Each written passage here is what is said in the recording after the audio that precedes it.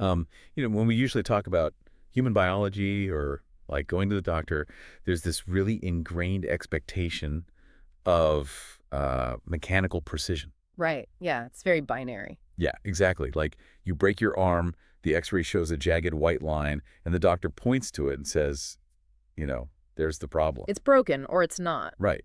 And it feels safe because it's visible.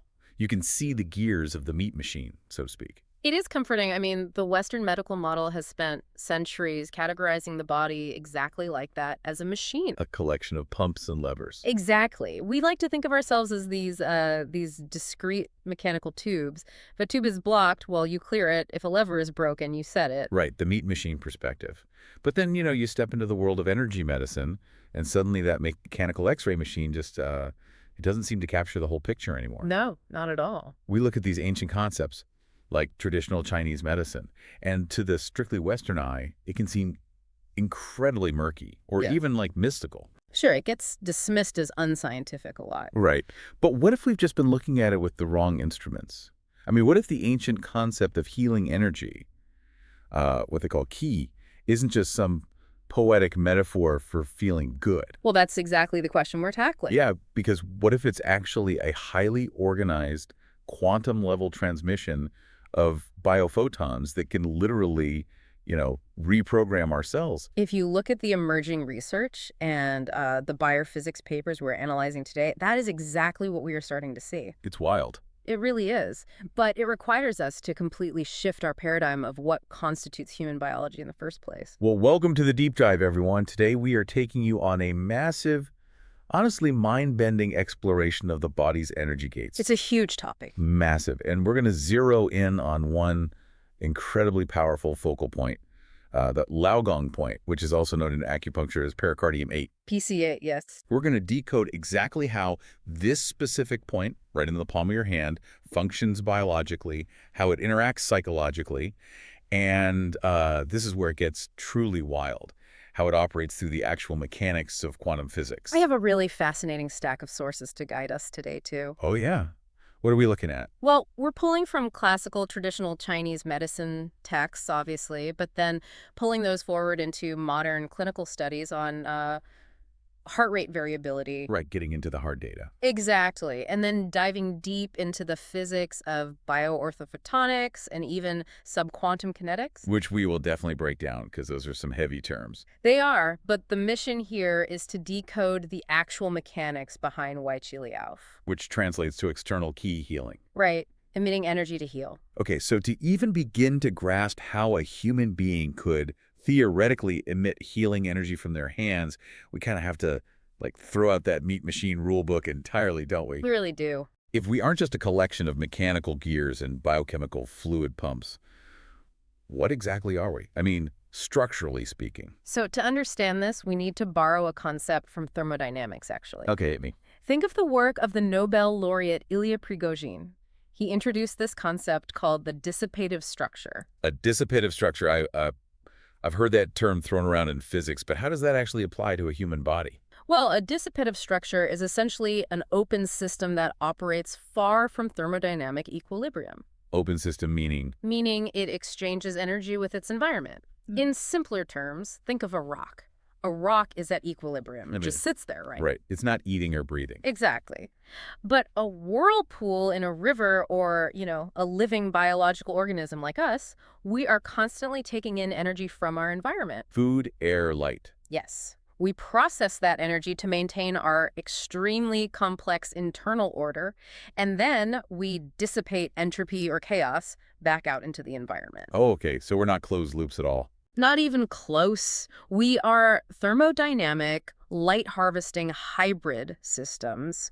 We're governed by electromagnetic fields and, crucially for our topic today, we are governed by consciousness. A light harvesting hybrid system. That is just, that's a radically different way to view the human body. It changes everything about how you approach healing. Okay, so if we are these open, dynamic systems constantly exchanging info with our environment, let's talk about the hardware we use to actually do that. The physical anatomy. Yeah, let's talk about what the ancient texts call the Palace of Toil, the Laogong point. Yeah. If you're listening to this right now, how do you actually find this specific gate on your body? It is remarkably accessible, actually. The Laogong point, classified as PC8, is located right in the center of the palm of your hand. Right.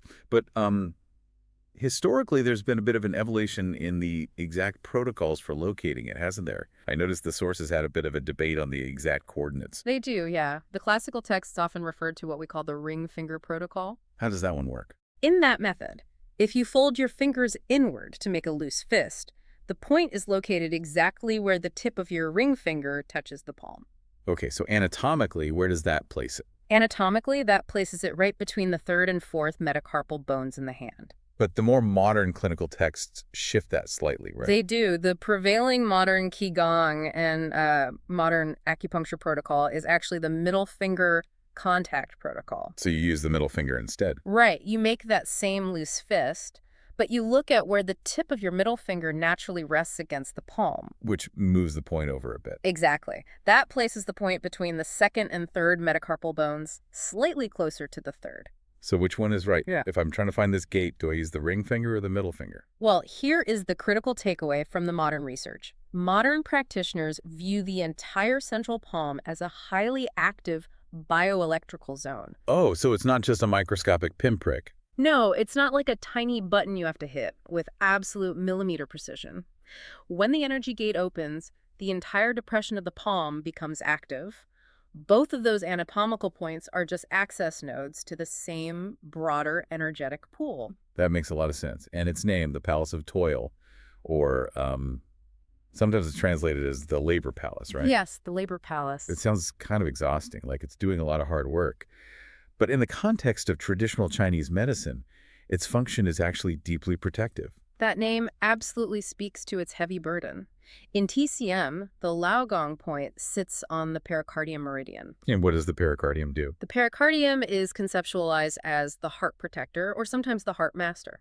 The sources use this really great analogy of an emperor for the heart. It's a very fitting way to understand it, honestly. If the heart is the emperor of the body, like the absolute center of vital life force and consciousness, the emperor cannot be constantly dealing with every minor dispute or attack. Right, the emperor needs a buffer. Exactly. The pericardium acts as the moat, the castle walls, and the prime minister all rolled into one. That is a busy prime minister. Very busy. It takes the hit from physical ailments, and more importantly, it takes the hit from emotional stress, so the heart remains undisturbed. And the specific point on the palm, PC8, it has a very specific elemental classification within that system, right? Yes, it's classified as a yin spring point, and its elemental nature is fire. Ying spring. What does that mean in the meridian system? In the meridian system, yin spring points are located exactly where the qi is said to dribble down the channel, much like a mountain spring turning into a stream. Ah, okay. Because the pericardium itself is a fire element meridian, and PC8 is its specific fire point, Laogong acts as the body's ultimate master switch for venting excess heat. Venting excess heat. Now, when you say excess heat, I immediately just imagine a literal fever. But the sources imply it's much broader than just a physical temperature. Yeah, it's much broader. I mean, it encompasses literal physiological heat, like fevers, systemic inflammation, or even things like mouth ulcers. Wait, mouth ulcers are considered heat? Yes, TCM links mouth ulcers directly to heart fire. But equally, this concept of heat applies to emotional and psychological states. Like anger. Anger, extreme agitation, severe anxiety, restlessness, or what we might just call modern burnout. Wow, okay. So that's the classical framework, venting fire from the emperor. Right. But I want to bridge this to modern biology now. Because, it's one thing to say pressing your palm calms your emotional fire. It's a beautiful metaphor. But it's another thing to see what's actually happening under a microscope or on an EKG machine. Which is where the clinical studies come in. Exactly. What happens biologically when someone actually stimulates this point on their hand? The modern biological correlates are quite profound, honestly. When you apply sustained acupressure to the Laogong point, you initiate a significant modulation of the autonomic nervous system, the ANS. Okay, and this is the system that runs all our background processes, right? Like breathing, heart rate, digestion. Exactly. You don't have to think about digesting your lunch. The ANS handles it. And the ANS is divided into two main branches. The sympathetic and parasympathetic. Right. The sympathetic, which drives your fight or flight stress response, and the parasympathetic, which governs rest and digest.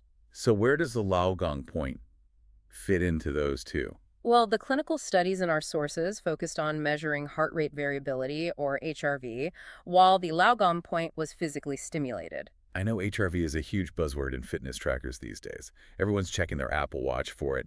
Can you break down exactly what it's measuring and why it actually matters here? Sure, heart rate variability is literally the measure of the variation in time between each individual heartbeat. So it's not just my overall pulse. No, it's not just your heart rate, like, say, 60 beats per minute. It's the microsecond differences between beat 1, beat 2, and beat 3. Okay, and do we want that to be stable or variable? You actually want high variability. Really? I would have thought a steady heartbeat is a good thing. It's a common misconception. A heart that beats like a rigid, perfectly timed metronome is actually a sign of a highly stressed, inflexible nervous system. Oh, wow. High HRV means your heart is dynamically adapting to your environment moment by moment. It's responsive. So more variation means more resilience. Yes, exactly. And the study showed that stimulating PC8 significantly increases what is known as high-frequency power in the HRV spectrum. High frequency power. And there was another metric too, right? Yes, a metric called RMSSD. The root mean square of successive interval differences. I had to practice saying that 3 times fast before we started. It is quite a mouthful, but RMSSD is essentially the primary mathematical marker of vagal tone. Vagal tone, referring to the vagus nerve. Correct. The vagus nerve is the absolute superhighway of the parasympathetic nervous system. It connects the brain to the gut, the heart, everything. So how does pressing my hand affect a nerve in my chest and gut? When you stimulate the center of the palm, you are interacting with incredibly dense, highly sensitive bioelectrical nerve zones. Those nerves send signals up the arm and directly communicate with the vagus nerve. So by pressing this specific bundle of nerves in the palm, you're essentially hitting a physiological brake pedal for the whole body. That is exactly what happens. It acts as an override switch.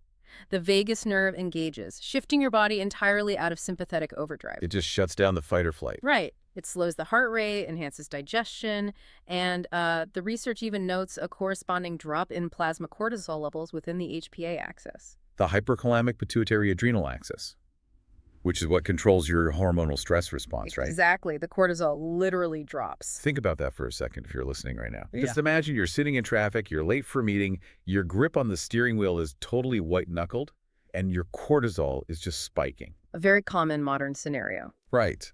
Your body is basically preparing to run from a tiger that doesn't actually exist. Yeah. But by intentionally opening and stimulating the centers of your palms, you're sending an immediate physical system override signal up to your brain to stand down. This is a profound mechanism for self-regulation, Yeah, and you carry it with you everywhere. I love that. The biology completely tracks for self-soothing. But here is where I really need you to walk me through the science, because I struggle a bit with the next leap the sources make. Which sleep is that? Well, I buy that pressing a nerve bundle on my hand sends an electrical signal up my arm to calm my own heart. That makes biological sense. But the concept of Weiqi Liao Fa isn't just about pressing a button on yourself. No, it's about external healing. Right. It's about emitting energy from that point to heal someone else. How on earth do we go from an internal biological access port to, like, a localized energy projector? That is the crucial threshold. That's where we have to leave classical Newtonian biology behind entirely and step into a relatively new field called bioorthophotonics. Okay, break that down for me. Bioorthophotonics. I know bio is life, and photon relates to light. And ortho implies correct or straight. Think of orthodontics, straightening teeth. Oh, okay. Bioorthophotonics explores how biological systems utilize correct, highly organized energy to direct homeostasis and cellular function. The foundational premise here is that energy is not just a blind, dumb force.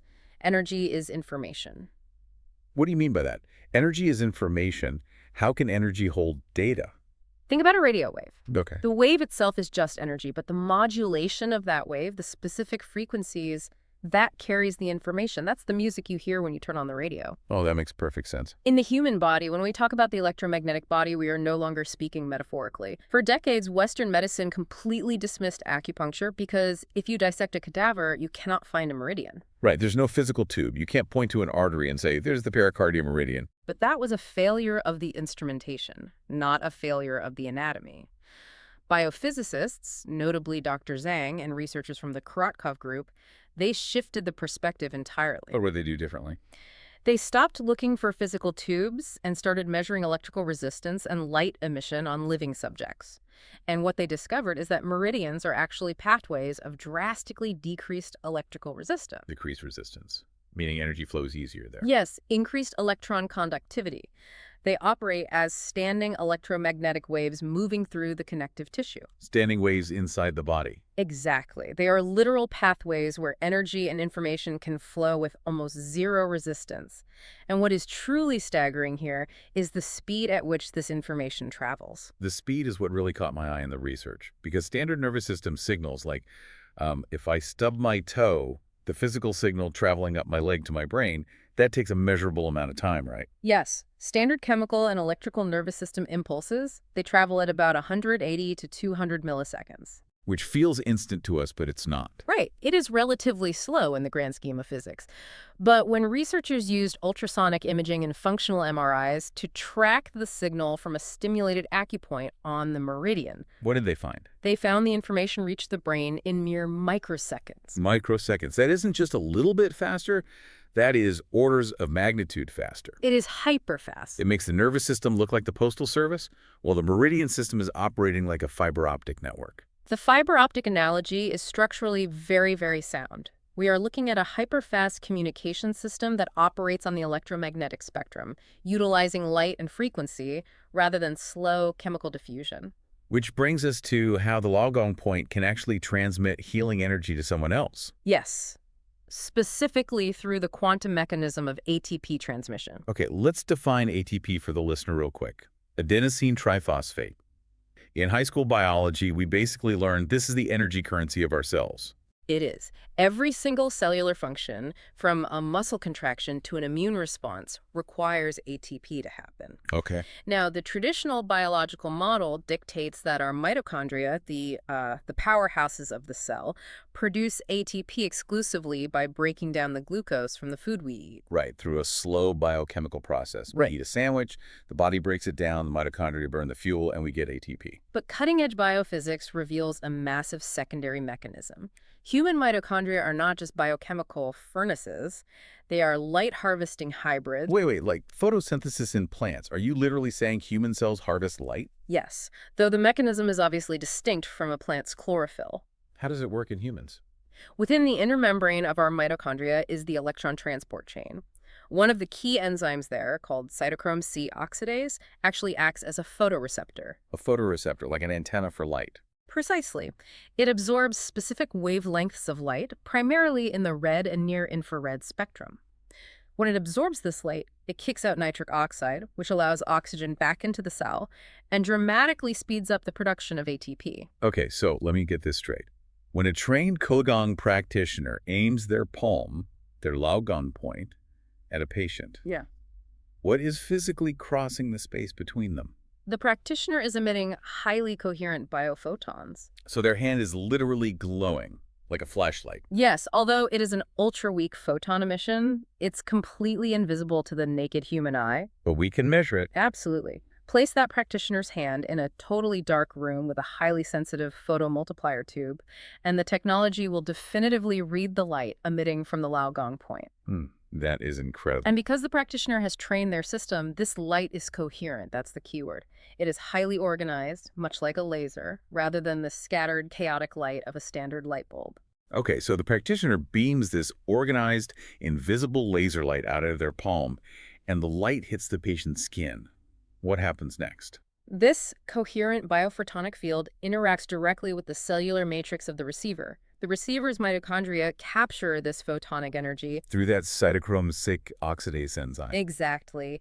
And interestingly, some research in our sources suggests this process is actually sometimes aided by chlorophyll metabolites. Chlorophyll metabolites from plants. Yes, leftovers from plant matter in our diet, circulating in our bloodstream, they can act as secondary antennas to help capture this light. That is wild. Our salad diet actually helps us catch the healing light. It acts as a biocatalyst, yes. This captured light directly facilitates the reduction of coenzyme Q within that electron transport chain we discussed. What does coenzyme Q do? Coenzyme Q is essentially a shuttle. It moves electrons down the line to create energy.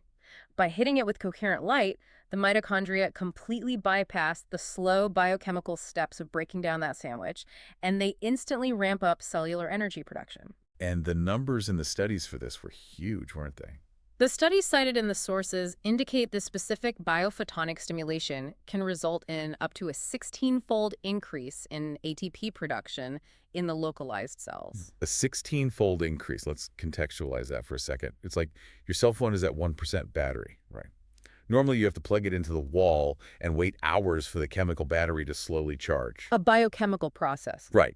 But in this scenario, someone points a specialized laser at the phone, and the battery instantly jumps to 16% because the hardware bypassed the charging port entirely. That's a perfect analogy. The logon point is acting as a biological laser transmitter, just beaming an energetic software update directly into the mitochondria of the receiver. That is the absolute essence of bioorthophotonics applied to Weiqi Laofao. It is the transfer of the correct light to restore cellular order, clear inflammation, and accelerate tissue repair. But hold on, because I have a question here. If my hand has a logon point, your hand has one.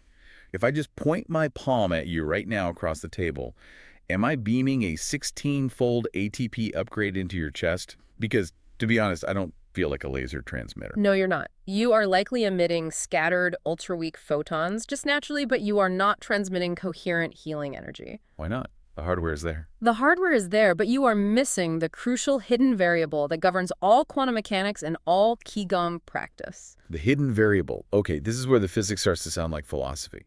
What is the hidden variable? Consciousness. Consciousness. How does consciousness act as a physical, functional variable?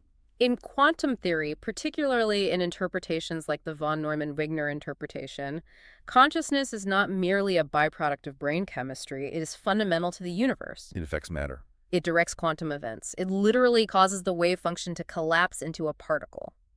In the realm of TCM and Qigong, this directing consciousness is known as Yi. Yi, spelled Y-I.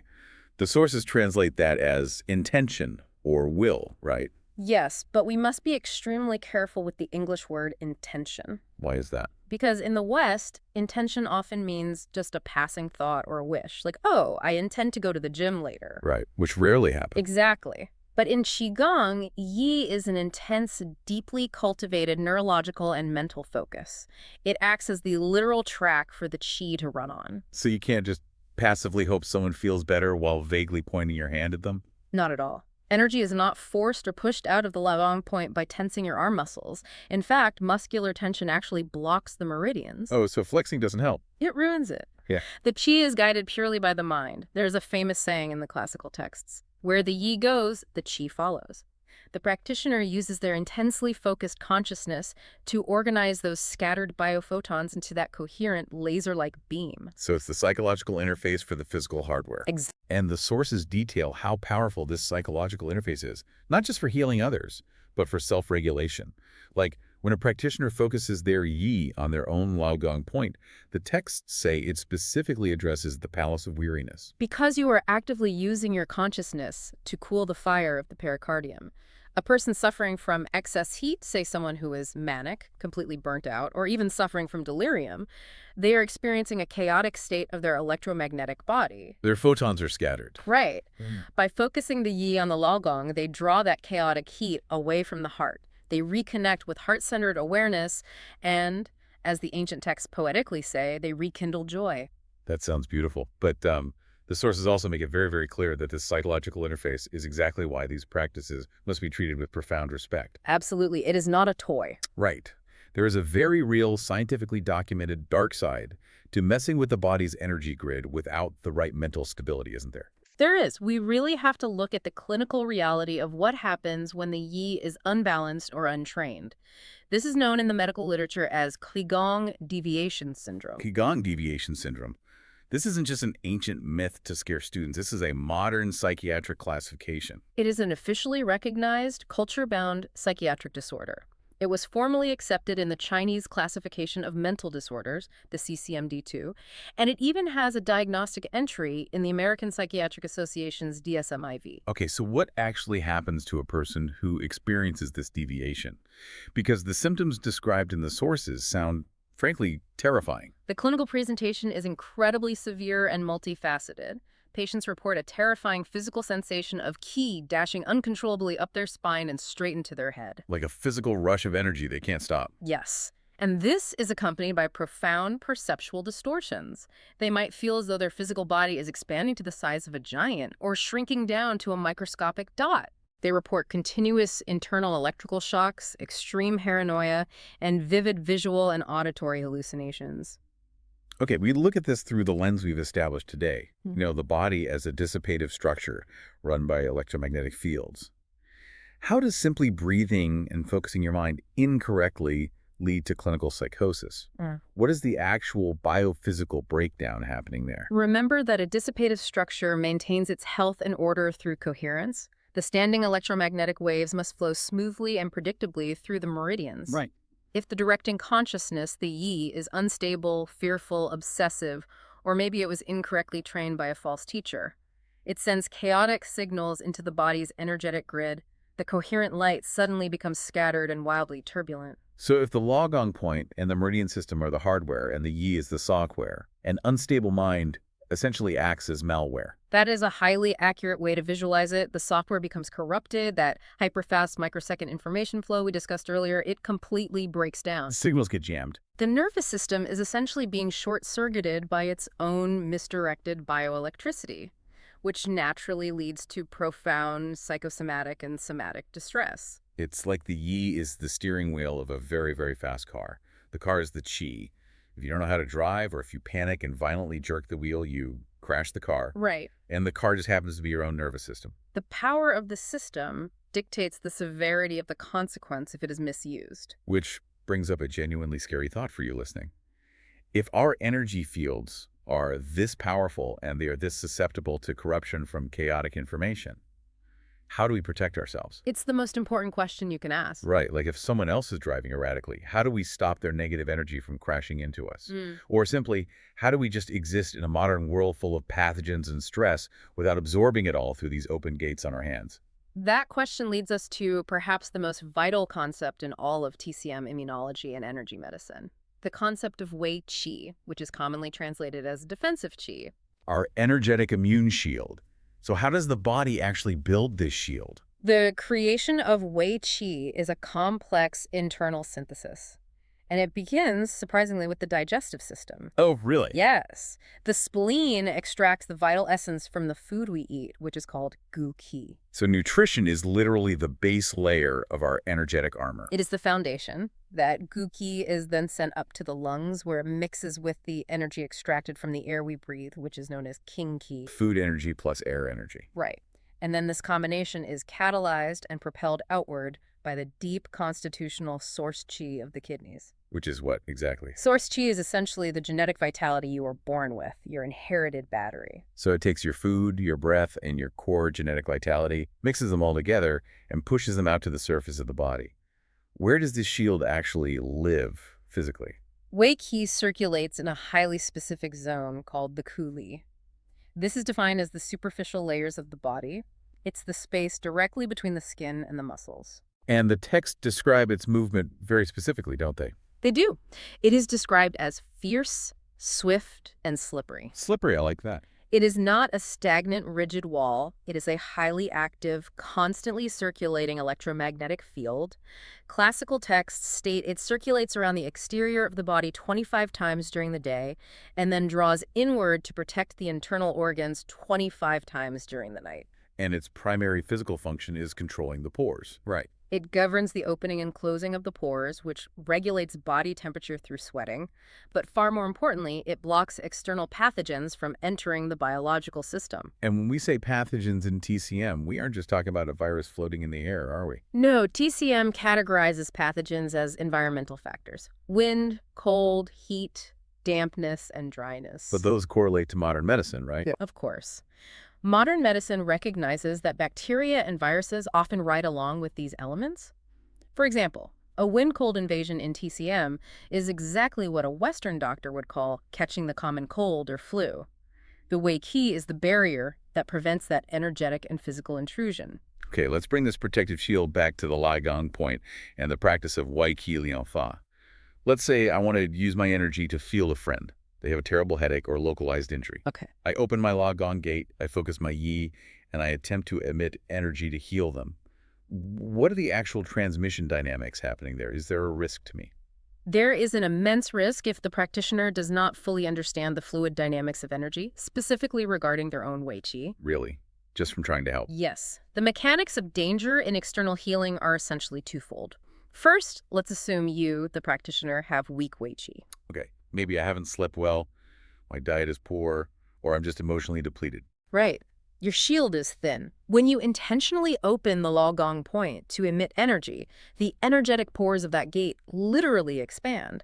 But because your defensive outward pressure is weak, you cannot sustain the emission. So instead of a laser beam pushing energy outward, You become a vacuum. oh no. And nature abhors a vacuum. Your friend, the patient, is sitting there with a dense concentration of pathological energy, what TCM calls turbid qi, or sickness. Because your field is weak and wide open, the high-pressure system of their sickness flows directly into your low-pressure system. You just suck it right up. You inadvertently absorb their pathology directly past your weakened defenses, straight into your own pericardium and heart meridians. Oh, wow. Think of it like a pressurized spaceship trying to dock with a broken venting satellite. That's a great visual. If the spaceship, the practitioner, loses its internal cabin pressure, its Wei Qi, the vacuum of space just rushes right in. All the toxic, broken debris from the satellite gets sucked instantly into the ship. It is a catastrophic energetic breach. Practitioners who do not manage their Wei Qi often report suddenly experiencing the exact physical symptoms of the patients they were trying to heal. That is terrifying. It happens all the time to untrained healers. And you said the danger is twofold. What is the second risk? The second danger is the exact reverse transmission. Suppose the practitioner actually has very strong Qi. They are strong enough to emit, but they have not done the psychological and physical work to purify their own internal system first. Okay. They are harboring stagnant emotional heat, unresolved trauma, or hidden physical pathogens of their own. They are driving the car, but the car is full of toxic waste. Precisely. Because energy is information, the biophotons they emit through their Logong points carry their own pathological data.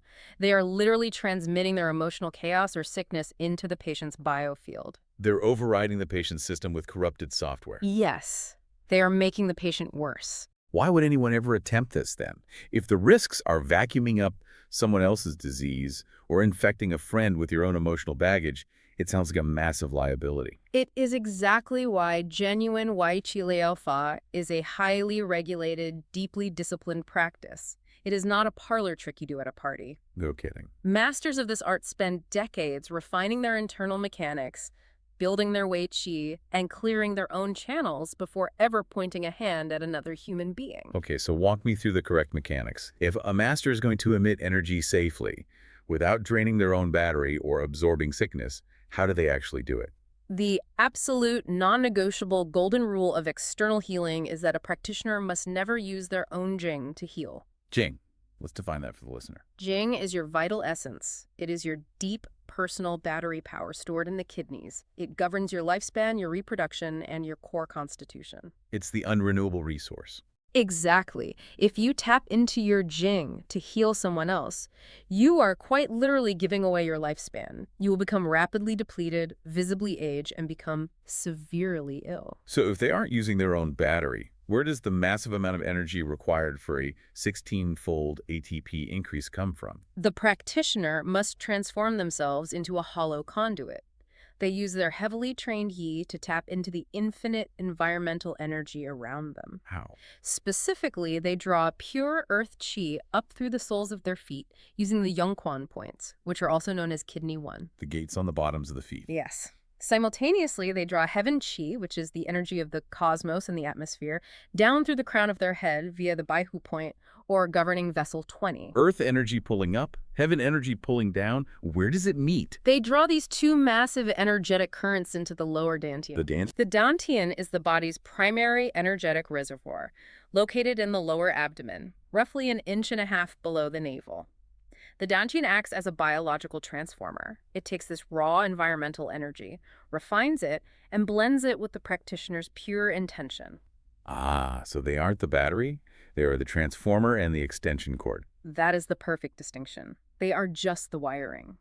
Only after the energy is transformed safely in the dantian do they guide it up the spine, down the channels of the arms, and out through the Laogong points. And once it reaches the hand, how do they control the shape of that energy? Because obviously, different injuries require different applications, right? You wouldn't treat a tiny puncture wound the same way you'd treat full-body arthritis. Exactly, and this is where the physical posture of the hand comes into play. The texts often use a water hose analogy to describe how the fingers modulate the Laogong gait. I found this part of the source is so fascinating. Hmm? It makes so much physical sense. Imagine your arm is a heavy fire hose full of rushing water. If you want to create a sharp, high-pressure, highly concentrated stream, perhaps to stimulate one specific acupuncture point on the patient, you cup your fingers slightly inward toward the center of your palm. It's exactly like putting your thumb over the end of the garden hose. You pinch the physical space, which condenses the electromagnetic field, creating a highly pressurized beam of biophotons. Yes, you focus the beam. And conversely, if you are treating a massive area of the body, say sweeping the entire back to clear generalized inflammation, you spread your fingers wide open and extend them back. Which opens the nozzle. This releases the pinch on the hose, opening the valve completely for a broad, powerful, washing stream of energy. And they also control how far this stream travels using their breath, correct? The sources talked about the halo extension. Energy emission is inextricably linked to respiration. You cannot separate the two. The practitioner uses their mind and their breath to incrementally push their protective and emissive chi field outward. How incremental are we talking? Very deliberate. On a long exhale, they might expand the field to 1 inch beyond their skin. They hold it there on the inhale, stabilizing it.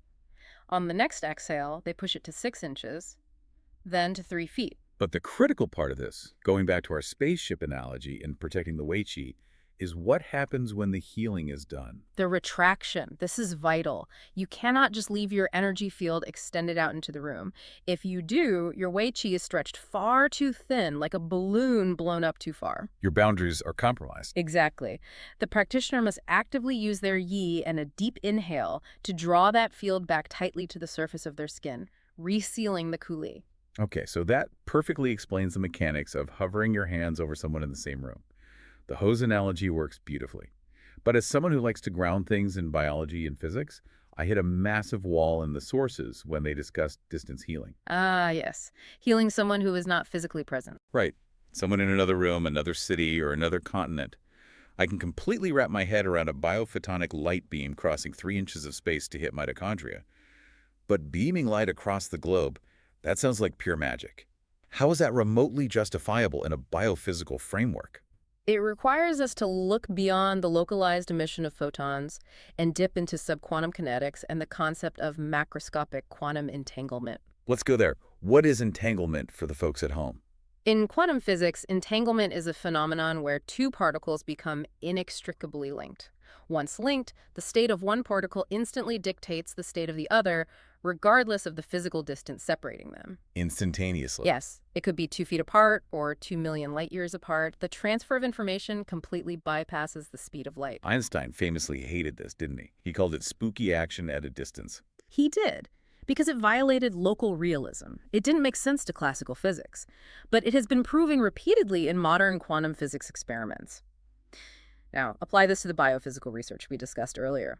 The human electromagnetic body does not just operate on localized chemistry, it operates on non-local quantum principles. Wait, so you're saying the body is a quantum device? Yes. The Laogong point is not merely a flashlight shining a beam in a straight line. It actually acts as a highly sensitive node in a universal quantum communication system. So it's plugging into the underlying grid of the universe. Exactly. In subquantum kinetics, space is not empty, it is a continuous dynamic field. Because quantum information is independent of time and spatial distance, when a master practitioner focuses their yi on a patient far away, they are establishing an entangled connection. So they aren't trying to throw a beam of light across the ocean. That's the wrong way to look at it. No, it's not a projectile. They are emitting an informational field locally, right where they are sitting, that instantly interacts with the receiver's quantum field non-locally. They are transmitting the information of biological coherence and health, which the patient's system then downloads and uses to correct its own physical state. That is absolutely mind-bending. It's essentially quantum cryptography. It is. Imagine having two entangled computers on opposite sides of the planet. You type a line of code like a software update for ATP production, into the computer in New York. The computer in Tokyo instantly updates its software without any cables, without any Wi-Fi signal traveling through the air. The connection already exists at the quantum level. That analogy captures the mechanism beautifully, but it also underscores exactly why the practitioner's yi must be so extraordinarily cultivated. Because it's hard to hold that connection. Incredibly hard, the mind must be laser-focused to establish and hold that entangled connection amidst all the chaotic noise of the world. So whether you are healing yourself on the couch, treating a friend in the room, or doing macroscopic quantum distance healing, you are engaging highly sensitive, highly powerful systems. Very powerful. Which means you can't just casually start blasting energy while waiting in line at the grocery store. The sources are incredibly strict about the protocols. There is a very specific way to open these gates and an even more important way to close them. Absolutely. The practice requires a deliberate physiological and energetic shift. You must transition the Laogong point from a dormant, mundane state into an active, emissive state. This begins with the opening protocol. And that starts with simple friction, doesn't it? Yes.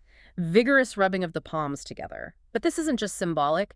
The kinetic heat generated by the physical friction literally awakens the dormant nerve endings in the center of the palm. It wakes the hardware up.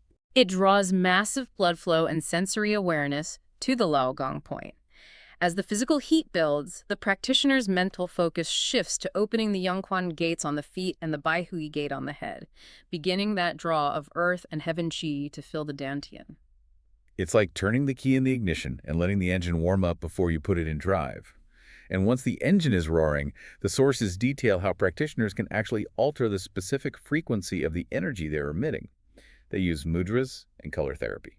This is the modulation phase. Energy is not one size fits all. In many Qigong and esoteric acupuncture traditions, the practitioner will fold specific fingers into patterns known as mudras. Hand postures. Right. Changing the physical geometry of the hand actually alters the elemental frequency of the qi passing through the Laogong. Furthermore, they utilize biophotonic color visualization to target specific organ systems. This part completely blew my mind. Depending on what disease you are treating, you visualize a completely different color of light beaming out of your hand. We have to remember that different colors are simply different frequencies of light on the electromagnetic spectrum, and different frequencies carry different orthophotonic information.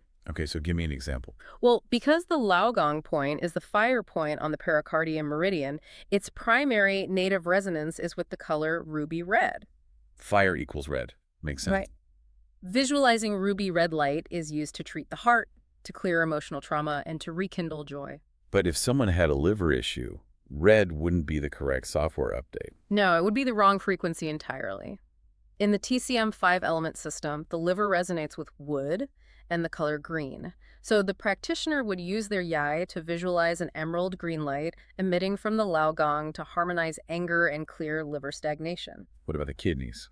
If they were treating deep adrenal exhaustion or fear, which lives in the kidneys, they would visualize a sapphire blue light. It is literal frequency modulation of your own biofield to match the resonant frequency of the target organ. It's so elegant. It's highly sophisticated. But regardless of what color you use, eventually the session has to end. And we arrive at what the texts suggest is the single most critical step of the entire process, the closing protocol. The sources spend a lot of time detailing the Shibashi method. The closing is non-negotiable. If the opening protocol is turning the key in the ignition, the closing protocol is putting the car in park and turning the engine off. Or to use our software analogy, it's safely ejecting the hard drive before you unplug it. What actually happens if you don't? What if a practitioner just stops focusing and walks away to grab a coffee? If you abruptly end the session without closing, your gates, the Laogong, the Yongquan, the Baihui, they are left wide open. The energetic vacuum we discussed earlier is still active. Your Wei Qi is still extended and thin. So you are basically walking around like an open sponge, ready to absorb whatever pathogens or negative emotions the very next person you meet is carrying. Precisely. Your data gets corrupted instantly.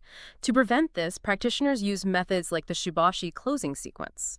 The physical movements are designed to guide the mind. The practitioner physically steps inward, narrowing their stance.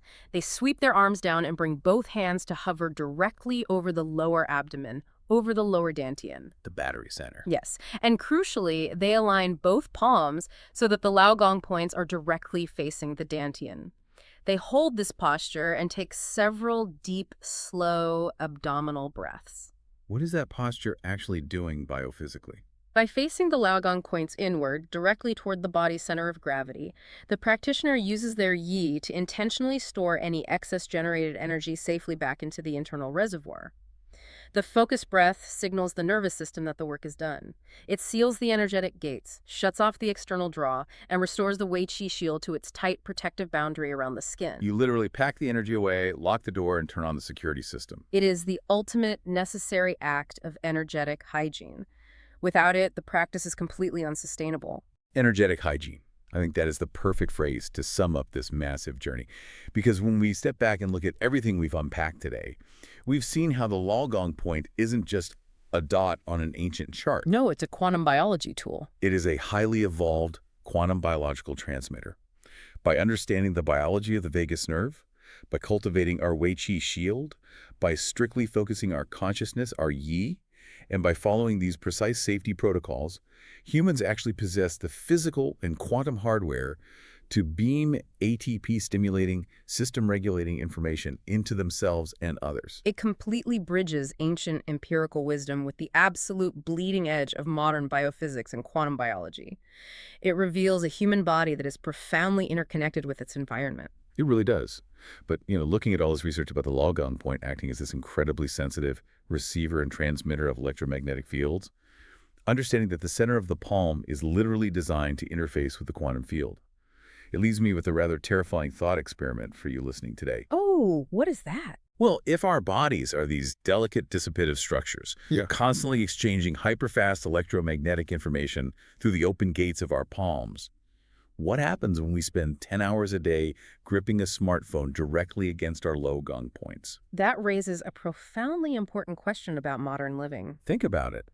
Are our wide-open palaces of toil actively absorbing the chaotic, non-coherent, artificial microwave frequencies of the digital world?